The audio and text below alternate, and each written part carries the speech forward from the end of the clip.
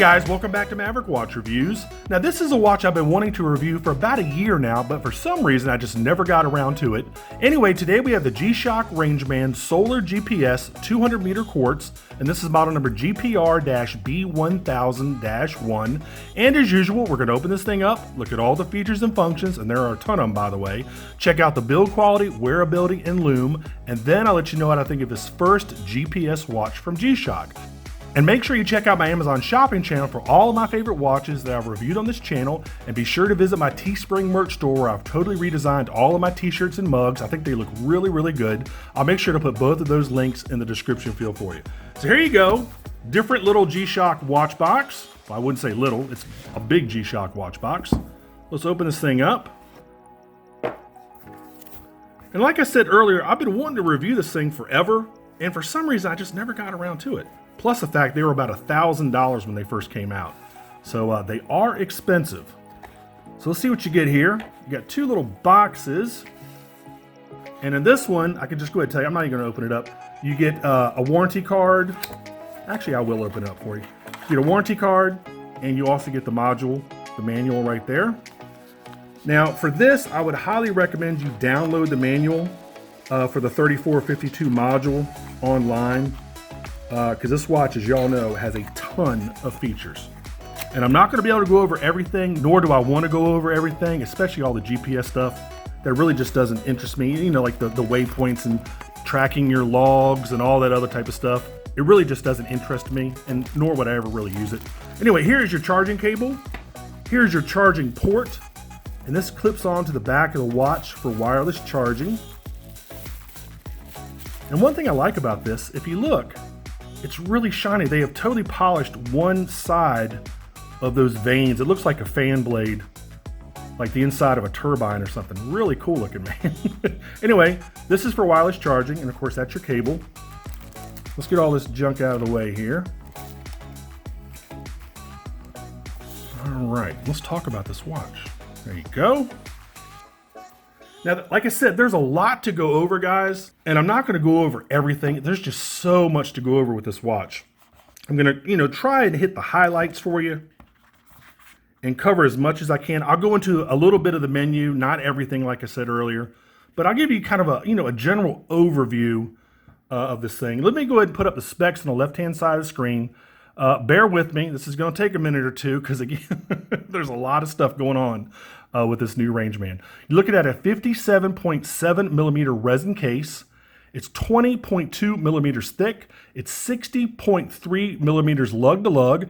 It's on a proprietary 30.5 millimeter down to 21.5 millimeter resin strap with a carbon fiber insert. It's got a sapphire crystal with an AR coating. It's water resistant to 200 meters, which is 660 feet. It's got the 3452 module, which is a brand new module. Now here's the deal with the power reserve. I did a lot of research on this, okay? And there's some misinformation out there. Some people are saying it has like, up to 29 or 30 months worth of power reserve, but this is coming straight from the manual, okay? For the power reserve, you're looking at 1.4 years if you don't use any GPS or other communication functions on the watch. So basically, if you just let this watch just, recharge to a full battery and never use the GPS, they're saying on the manual 1.4 years. Now, if you intermittently use the GPS reception, you're looking at about 33 hours. Now, GPS is super, super power hungry, so that's why they have solar charging and actual, just wireless charging. So you can charge this watch two ways because of that GPS.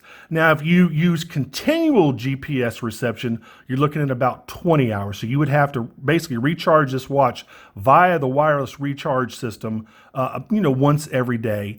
But if you never use this watch, for GPS functions, a lot of people probably never will, you can go 1.4 years. In fact, let me go ahead and put that up on the left-hand side of the screen real quick, and let me show you where it says that in the manual. So there you go. It says 1.4 years. I found it a little bit hard to believe, but, that's what it says in the manual. So again, you can also never have to recharge this thing wirelessly. You can only use the solar charging, again, if you don't use GPS. Anyway, let's get back to it. So you're looking at a rotary non-screw down crown over here at 3 o'clock. The Caseback is a 2 millimeter thick ceramic, and that's basically to enhance the wireless charging for your GPS reception and for a little bit of weight savings. This watch is not super heavy. I mean, it's substantial, but it's not going to really weigh down your wrist, which was, pleasantly surprising. I thought it was going to be really heavy, but it's not. Of course, it's not windable. It is hackable. You've got sunrise and sunset, tide level and moon phase, altimeter, barometer, compass and thermometer, a stopwatch, a timer, 4 alarms, world time, Bluetooth, of course, GPS. With the GPS, you get waypoints, backtrack, logs, records, all that type of stuff. And that's the type of stuff I'm not going to go into when I review the watch. Of course, you get your day, your date, your month. You have an auto LED. Whenever you tilt the watch 40 degrees or more, the light will come on, and you can either have it go on for 1.5 seconds or 3 seconds. Of course, the bezel is fixed and very, very big, and it is made in Japan. So guys, man, this is a real leap for G-Shock. Whenever you go into the GPS realm, you're really upping your game, and I'm glad they've done it. I'll go ahead and tell you from the outset, this is a massive watch, guys. I mean, it is a big, big watch. Smaller to medium-sized guys might find this hard to pull off. It's big. And that's really, honestly, my only real complaint with this thing. I'll go ahead and tell you, like I said on the outset, it's really big. I don't mind, a little bit bigger watch like my G-Zilla. In fact, let me go ahead and get that real quick and I'll show you the size comparison. Hold on just a second. All right, I'm back. So here we go. Now here is actually, let me show you a regular Rangeman first. There is a previous generation. As you can tell, totally different watch. No GPS function. This is a totally different watch. They have really kind of, like I said, upped their game. And this is a big watch. I mean, this is not a small watch. Here is my G-Zilla. And this is currently the biggest watch I have. As you can see, they're about the same thickness, but of course the G-Shock is a lot longer. It's just got a lot more going on. Much bigger display. It's just, so if you think the G-Zilla is big, and it is, I can't remember what the case size is. I'll go ahead and put that on the bottom of the screen for you. The G-Shock, the new G-Shock Rangeman is going to blow your mind because this thing is really big, guys. All right. So now this isn't going to be a daily driver, guys. This is going to be one of those watches you take out camping, fishing, or something like that. Again, I don't think a lot of guys are going to use this as a daily driver. Again, because it's really big. The positives, I love the display, even though I don't normally like negative display watches. In fact, let me wipe off the crystal here. There we go. I don't like negative display watches, but this one is so crisp and sharp, it's ridiculous. Really, really nice. Normally I would complain, hey, look, I want a positive display, and I still do. I still love positive displays, but this negative display, look at the view angle. You can see it from just about every angle. It fades out a little bit, but when you're looking at it on your wrist like that, it's really, really sharp and very, very legible. I love the display. Really cool. I love all the technology they've packed into this watch. The GPS functionality, all the different, of course, the ABC functions, the thermometer. I love the materials that they used for this thing. You've got a sapphire crystal. You've got a 2 millimeter thick ceramic caseback, and I'll show you that a little bit more in detail here in a minute. You've got a carbon fiber insert for the strap. I mean, this watch is just built to last and last. This thing looks almost indestructible, and that's probably one reason why it's so huge. To protect all that stuff inside, they really had to beef up the case on this thing, and I'm guessing that's why, again, why it's it's a pretty big watch. What else? Now, one thing, and I'm probably going to jump all over the place because there's so much to go over this watch, and I don't want this to be a 30-minute review, so I'm probably going to bounce back and forth. Now, in order to use the GPS function, you're going to have at least 3 bars on your display there. So always kind of keep that in mind. When it gets down to 2 bars, it cuts off the GPS functionality. You obviously still have all the other functionality, including timekeeping and all your ABC functions, but you don't have GPS. So kind of keep that in mind. Another little minor gripe, if you look at the pushers on the right-hand side, they're kind of cut off by that big, huge crown guard that protects that rotary crown. Look at them on the left. They're totally exposed, real easy to get to, a little bit of knurling. I like that. I actually would have liked if they had done some knurling like they do on the older model. A lot of knurling. I thought that would have been cool.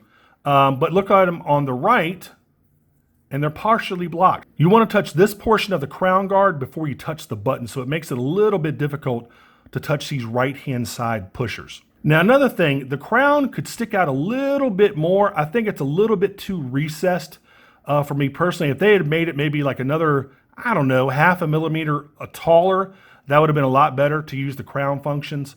Not a big deal. You don't want to charge this watch when it's wet or it's, gotten wet, and definitely don't charge it if the charger has gotten wet, that red charger I showed you. You don't want to do that. So make sure you don't charge it when the watch is wet. Make sure it's totally dry. Again, I like positive displays. I wish they had an option here where you could swap it out from negative to positive, like on some of those Suntoes. I thought that'd be really cool if they could do that. Now, here's one thing that I read that I thought was really interesting and a little bit concerning, and I'll go ahead and put it up on the left-hand side of the screen.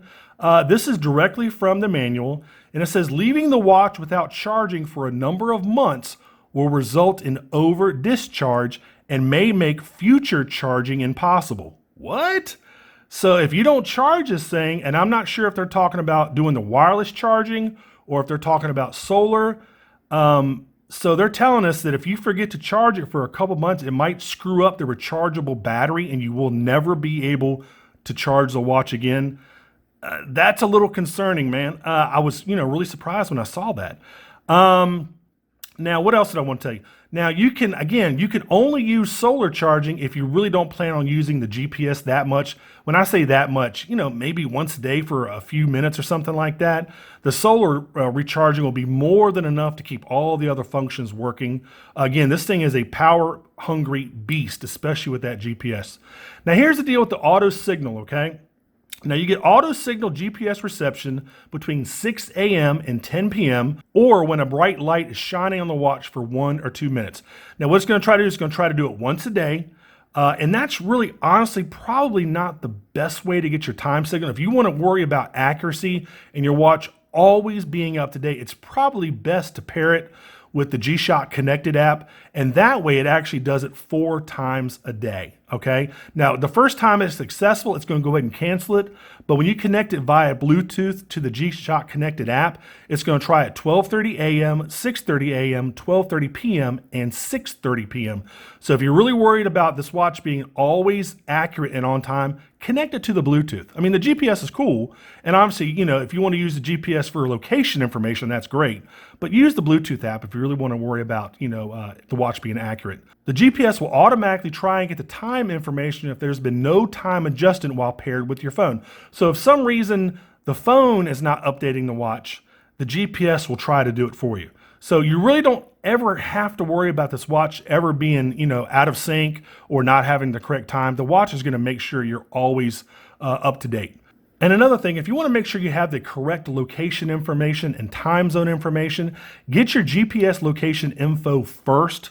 Check your time zone, make sure you're in the right time zone, and then get the GPS time information, because you can get two. You can get just time or time and location. Now, one thing I found on this watch that was actually missing is an hourly chime. When you go to any other G-Shock, you can have it chime every hour on the hour. This watch, for some crazy reason, does not have that. They've forgotten it on this watch. I can't believe that. Anyway, what else? Now, the only things, like I said, that they could really do with this watch, make it a little bit smaller. Around like 50 millimeters would be awesome.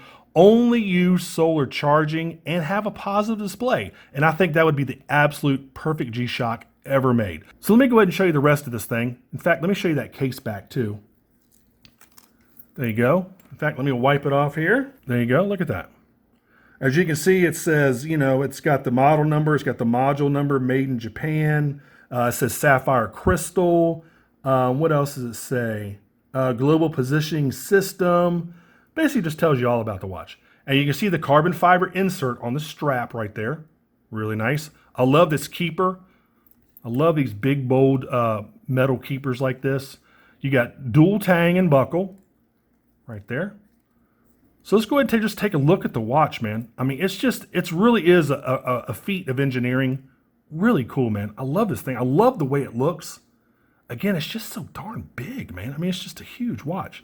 There's your sensor over there. And if you notice, there's a little clip right there. That's where the wireless charging dock clips onto. It clips on right there. And there's two little indents. I don't know if you can see them. Right there, next to that pusher, and right here. And that's where the wireless charging dock clips on. Real easy to do. All right, guys, I'm gonna go ahead and go into the menu system. Again, I'm not gonna dive deep, especially into the GPS functions, because honestly, it just bores me anyway. I would really only use GPS for time signal and location information. But let's go ahead and open up the menu. All right, so let's start at the top here. Now, if you notice, and this is why I wish this crown was a little bit taller. All right, you see it right here, mode. You've got one page of 2 pages. So this is the first of 2 pages. There's your timekeeping, regular timekeeping. Click back. This is your connect. This is how you connect to the G-Shock app. Of course, I'm not going to be able to do that because I'm not connected to my phone. All right, let's go back in there. Here's your compass. It'll pop up in a second. There you go. Shows you your compass. All right, altimeter. There you go, 74 meters above sea level. Barometer. There you go. Let's go back. Now we're on page 2, sunrise and sunset. There you go. There you go, sunrise right there, sunset down there. Now I don't think I'll be able to get into the tide and moon because I'm not connected to the app. Let me see here. Yep. Yeah, I got to do it in the app. Yep, set an app. All right, let's go down. Stopwatch. There you go. Timer. There you go. And I think you can set this up to 99 minutes, I believe. World time. I've currently got it set to London, which is, I think, 6 hours ahead of us, I believe. You go back. And then that's it. All right, now you're back to regular timekeeping. If you notice right there, it tells you push this button right here to go back. So there are your basic functions, all right? Now let's go into adjustments. Now you can adjust your display. Okay, screen. So basically you can tell the watch what to display on the timekeeping screen. So let's do time and sunrise and sunset. So now that's what it's going to display when I go back to regular timekeeping. I keep pressing the button one too many times. There we go. So there you go. Not only do you have your time, you've got your date, your day, and then your sunrise and sunset up there at 12 o'clock. Pretty cool. In fact, I'm going to go ahead and leave it on that. All right. So let's go back to display. 12 or 24-hour time. That's pretty self-explanatory. All right. Airplane mode, obviously you want to turn this off if you're on a plane because of the GPS functionality. Your alarm, actually your alarms, plural. They're all your alarms, 4 of them. Home city, which should be NYC. Well, East Coast, yep, there you go. You got 3 million of them to choose from. Daylight savings time, I think you have 3. Yep, you have auto. It looks like standard and daylight savings time, I believe. Let me see. Is that it for the, yep. Oh, there you go. Time and date. This is where if you want to manually adjust it, you can do that. Which you'll probably never, you'll never enter the screen, probably ever. All right. Beep, where you can turn the button beep on or off. I currently have it on. Light. 1.5 seconds or 3 seconds. You can also, let me go into that for you. There's your duration. See, 1.5 or 3. And then you can do auto light on or off, and I'll go ahead and show you that it's on right now. So when you tilt the watch 40 degrees, I think you just saw it, the light automatically comes on for 3 seconds. All right, let's get out of there. Of course, unpairing if you want to unpair it from the app. And that's basically about it for that. Now this right here, this is all your connection settings. Okay. Your Bluetooth, again, your GPS, just your time, your GPS time and position, phone finder. It'll make your phone beep for you if you lose your phone. This also shows you a history of how many times it successfully updated the time. Shows you right there how many times it's done it, when it's done it, the date and the time. Pretty cool. And then that's it for your receive functions. This button up here, as far as I know, unless you go into some sort of other submenus, it's just the manual button for your light. There you go. And that backlight does a really good job of illuminating the whole dial, by the way. And then this over here, this is for actual GPS navigation, for your point memos, recall, backtracking, all that other type of stuff. Like I said, I wasn't really going to get into. I mean, you can really dive deep in this GPS menu, by the way. You know, goals, intervals. Actually, let's go to units. I think that also tells you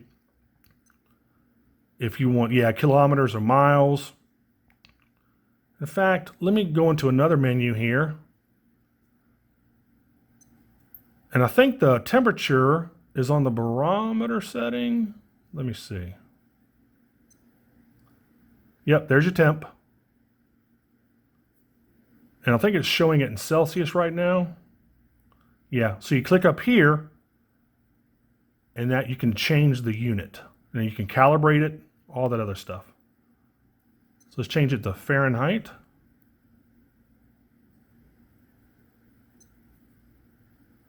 Fahrenheit, there we go. Go back. And I like that it confirms everything you've done. That's cool. So now it's going to show it. Let's go up the screen here. It's going to show it in Fahrenheit. Let's see what the screen button does. Value or graph. Just displays how you want to see the barometer function. All right, temp, 80.2. There you go. So that's, guys, again, that's kind of a quick guide to the menu system. I mean, they've really packed a ton of stuff in this watch. They really have. And I love the way it looks. If it was just a little bit smaller, only used solar charging, and had a positive display, G-Shock would have the absolute perfect watch. It's a great watch now. I just couldn't use this as a daily driver. And I like to wear my watches, you know, a week at a time. I like to rotate them in and out for about a week at a time. And I just couldn't wear this thing, man. It's just, you know, I just couldn't do it for a daily driver. So let's go ahead and try this thing on. It is a beast, like I told you before. I mean, it looks good. Don't get me wrong. It's a good looking watch. Absolutely. There you go. But man, look at that thing. Good grief. I always make fun of Invictus being big, but good grief, man. Look at this thing. God, it's such a good looking watch, though. That's a shame it's so daggone big. And I'm hoping what they're going to do is they're going to keep improving this and updating it and upgrading it, you know, improving the technology and find a way to maybe make it a little bit smaller. You know, it's 20 millimeters thick. That's really thick. Again, it's a big watch, guys. It's a really, really big watch. So let me go ahead and kill the studio light and the monitor. Let's check out this lume. All right, here we go, 40 degrees. There you go. Look at that. Really nice. Reminds me of a Cento, by the way, at how well it illuminates that whole dial. Look at that. And then, of course, you just want to manually do it. Just press it up here, and there you go. Nice, nice lume. Good job on the lume, G-Shock. All right, what else I want to tell you about this? I'm really interested to see what y'all think. Another thing, this watch is expensive. I mean, this is about an $800 watch. I think they used to be $1,000, like I said earlier, when they first came out. I mean, $800 for anything is a lot of money, but $800 for a G-Shock is a lot of money. They're going to get, you know, less and less expensive as the years go on. I don't know how long the production run is going to be. No clue. You know, they're probably going to have a few more special editions and different colorways and stuff like that. You know, I don't know, man. It's just a really expensive watch. Now, you do get a lot for your money. Absolutely. Build quality is superb. I mean, this thing, you know, it feels like it's just going to last forever. I mean, it's as big as an aircraft carrier, but it feels like it's built as well as an aircraft carrier. It'll last forever. But, you know, I can't wait until the second generation comes out. I think they're really going to do a lot of improvements on it. And I'm really looking forward to the second generation of this new GPS Rangeman to come out. I'm really, really psyched. Anyway, if you want one, head on over to Amazon and pick yours up. I think this is actually currently, it just dropped 20 bucks, $760. I'll make sure to put a link in the description field for you. And as always, please like, subscribe, and make sure you click that notification bell. We really appreciate it when you do that. I will actually be announcing the winner of the Enclave watch, I believe this Sunday. Let me check. That's on the 28th, I believe. Yep, Sunday the 28th. I'll be announcing the winner of that. So good luck to whoever's entering that contest. And, you know, I will contact the winner and let you know. And guys, you know, again, that's been it. This has been the G-Shock Rangeman Solar GPS 200-meter quartz, model number GPR-B1000-1.